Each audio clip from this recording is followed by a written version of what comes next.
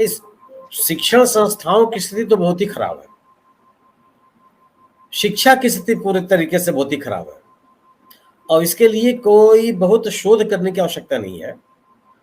आप कुछ आंकड़ों पर ध्यान दीजिए कि आखिर यह सरकार शिक्षा पर अपने बजट का कितने प्रतिशत खर्च करती है, कितना खर्च कर रही है,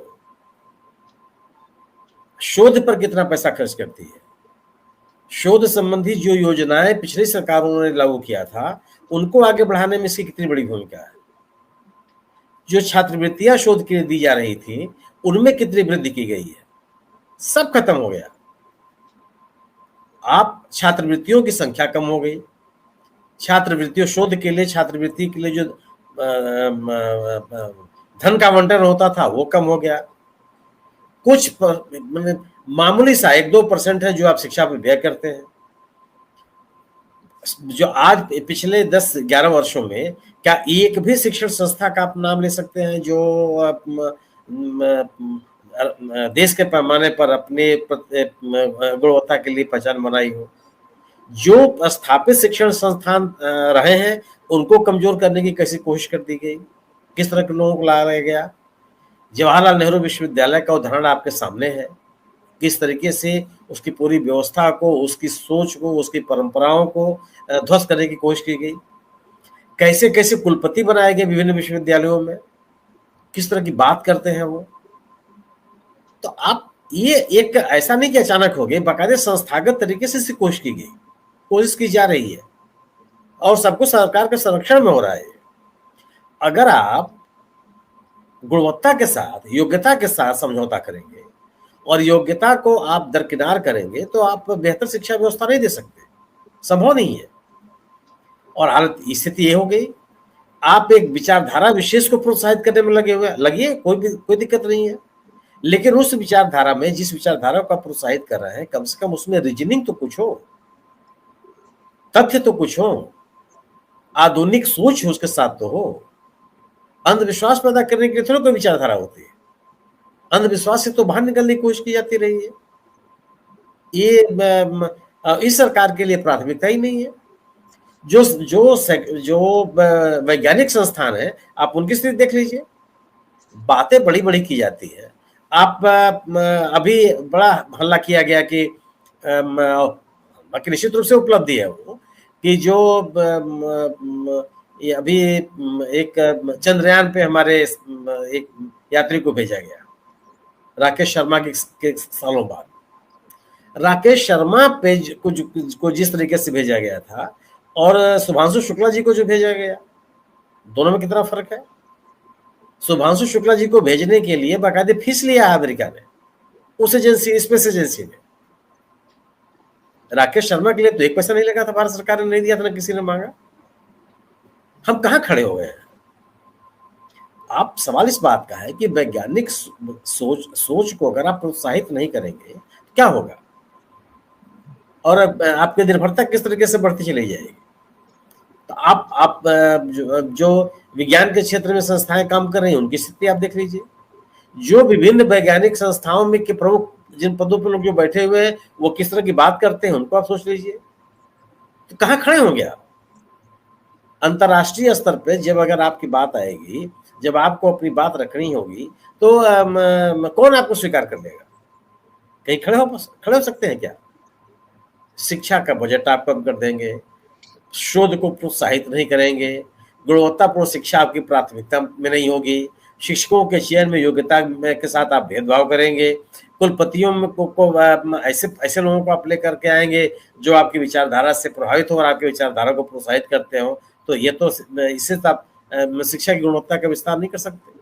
मैं कई बार सोचता था, आज भी सोचता हूँ, कि संघ ने बहुत पहले सरस्वती शिशु मंदिरों की एक श्रृंखला शुरू की, बहुत बड़े पैमाने पर खोला। मुझे उस समय लगता था कि चूंकि यह संघ चलाता है और इसकी सरकारें नहीं है विभिन्न राज्यों में, इसलिए इनका सरकारी इनको जो सरकारी सुविधाएं मिलती है उनके शिक्षकों को वो नहीं मिल पाती होंगी, क्योंकि वह संघ के शिक्षण संस्थाएं हैं। लेकिन जब सालों साल सरकारें बन गई मध्य प्रदेश में 20 साल से सरकार है, गुजरात में 20 साल से सरकार है, उत्तर प्रदेश में पिछले 6-7 साल से सरकार है। तो इन तरफ से उसके पहले कल्याण सिंह जी की सरकार रह चुकी थी, राजनाथ जी से मुख्यमंत्री यहाँ रह चुके, राम प्रकाश गुप्ता यहाँ मुख्यमंत्री रह चुके, तब सरस्वती शिशु मंदिरों को क्यों ग्रांट एंड एड पे नहीं लिया गया? क्यों इनको सरकारी, इनके शिक्षकों को सरकारी सुविधा नहीं दी गई? ये बड़ा सवाल मेरे मन में उठता है, आज भी उठता है, कि जिनको आप शिक्षक रख रहे हैं उन शिक्षकों को अभी आप प्राइवेट क्यों बनाए हुए हैं? आप उनको ग्रांट एंड एड पे क्यों नहीं लेते? प्राइवेट शिक्षण संस्थाएं भी जब शुरू होती हैं तो चाहती हैं कि उनका विद्यालय ग्रांट एंड एड पे आ जाए, उनके शिक्षकों को सरकारी वेतन मिलने लगे, विद्यालय को, शिक्षण संस्थान को सरकारी सहायता मिलने लगे, अनुदान मिलने लगे, विभिन्न प्रयोगशालाओं के लिए, पुस्तकालयों के लिए, अन्य भवनों के विस्तार के लिए सरकारी खजाने से पैसा मिले, सब चाहते जितने लोग हैं। लेकिन ये सरस्वती शिशु मंदिर क्यों नहीं चाहता? ये बड़ा सवाल मेरे मन में पैदा हुआ। आप उन सरस्वती शिशु मंदिरों में जाएंगे तब आपको समझ में आएगा कि उनका का पूरा पाठ्यक्रम ही ऐसा है जिसको आप जो सरकार के नियम है उससे सहमत नहीं हो सकते। तो तरह तरह के सवाल पैदा होंगे। आप अपना एजेंडा चलाने के लिए विद्यालय चला रहे हैं, इस कारण से आप नहीं चाहते हैं कि इन विद्यालयों को ग्रांट एंड एड पे लिया जाए या सरकारी नियंत्रण, क्योंकि सरकार के नियंत्रण में आप आएंगे तो सरकारी पाठ्यक्रम लागू करना पड़ेगा आपको, सरकार के जो नियम है वो आपको लागू करने पड़ेंगे, मनमाने तरीके से आप नहीं रख सकते। शिक्षकों की जो नियुक्ति होगी उनके लिए एक योग्यता निर्धारित होगी, शाखा में जाने वाला व्यक्ति प्राथमिकता पर नहीं रखा जाएगा, अगर योग्य होगा तभी रखा जाएगा। इन चीजों आप अपने एजेंडे को चलाने के लिए जब शिक्षा का को तरीका बना लेते हैं तब आप इस शिक्षा की गुणवत्ता के साथ समझौता करते हैं, और आज ये हो रहा। और उन राज्यों, आज सोचिए कि जिन राज्यों में शिक्षा को शिक्षा की तरह से प्रोत्साहित कर रहे हैं उनसे, और उन राज्यों में जहां भारतीय जनता पार्टी की सरकार है वहां कोई तुलना है क्या? वहां पे जो शिक्षा की संस्थाएं, शोध की संस्थाएं, वैज्ञानिक संस्थाएं जिस तरीके से प्रगति कर रही हैं वो कहां से कहां चले जा रहे हैं लोग। सवाल इस बात का कि आप अपनी प्राथमिकताओं को तय किए बगैर, आपकी प्राथमिकता ये होनी चाहिए कि किसी भी दशा में गुणवत्तापूर्ण शिक्षा होगी, ऐसी शिक्षा होगी जो अंतर्राष्ट्रीय मानक के अनुसार होगी। अंतर्राष्ट्रीय क्षेत्र में भी हमारे यहाँ पढ़े लिखे लोगों की डिमांड बढ़े। आखिर जो IITian विद्यार्थी हैं उनकी डिमांड दुनिया में क्यों होती रही? ये माना जाता रहा दुनिया के पैमाने पर कि ये बेस्ट ब्रेन है, सर्वोच्च ब्रेन है, ये इनकी योग्यता पे कोई संदेह नहीं कर सकता। क्यों? कि उनमें प्रवेश के, उसमें चयन की प्रक्रिया, शिक्षण की प्रक्रिया, पाठ्यक्रम, फैकल्टी, इसका एक मानक निर्धारित किया गया और उस मानक से कभी समझौता नहीं हुआ। आज कोई मानक ही नहीं है। इस सरकार के द्वारा नियुक्त किए गए कुलपतियों की संख्या की योग्यता आप देख लीजिए। डॉक्टर संजय कुमार जी और बेहतर तरीके से जानते हैं, अधिकांश को मैं जानता हूँ, व्यक्तित्व में जानता हूँ कि किस क्षमता और काबिलियत के लोग हैं वो, वही प्रोत्साहित किए जा रहे हैं। जो अयोग्यता के साथ किस तरह के समझौते किए गए, इन कुलपतियों के द्वारा अपने अपने विश्वविद्यालय में जो शिक्षक भर्ती किए जा रहे हैं आप उनके बारे में पता कर लीजिए, किस तरह के लोग हैं वो, कैसे लोग हैं, कहां से आ गए। क्योंकि विश्वविद्यालयों में नियुक्ति के लिए कुलपति अधिकृत है, एक सिलेक्शन कमेटी बुलाता है, जिसको चाहे उसको भर्ती कर ले। कागज पर आपकी योग्यता हो और आप अच्छे शिक्षक भी हो और आप उसी योग्यता के व्यक्ति हो, बहुत फर्क है। लेकिन है चल रहा है।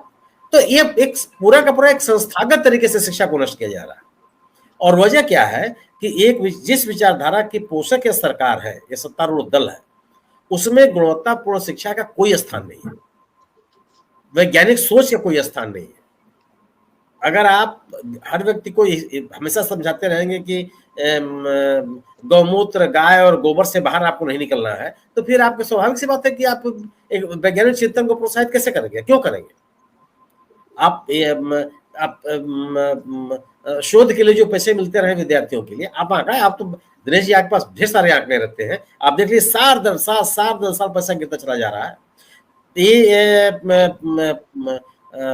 अल्पसंख्यक समुदाय के विद्यार्थियों को मौलाना आजाद शोध छात्रवृत्ति मिलती रही है, आप उसमें देख लीजिए कितना गिरावट आ गई, कितना धनराशि कम कर दिया गया। किसी क्षेत्र में बस सामान्य जो जो कोर सब्जेक्ट है उनके पढ़ाई लिखाई की स्थिति आप देख लीजिए। आप विद्यार्थी रहे, हम सभी लोग विद्यार्थी रहे हैं। हम लोग के समय में विश्वविद्यालयों में प्रवेश के लिए संकट होता था कि होगा कि नहीं होगा। आज सीटें नहीं भर रही है, कोई किसी विश्वविद्यालय में चले जाइए आप, जो संख्या निर्धारित है वो सीटें नहीं भर रही है।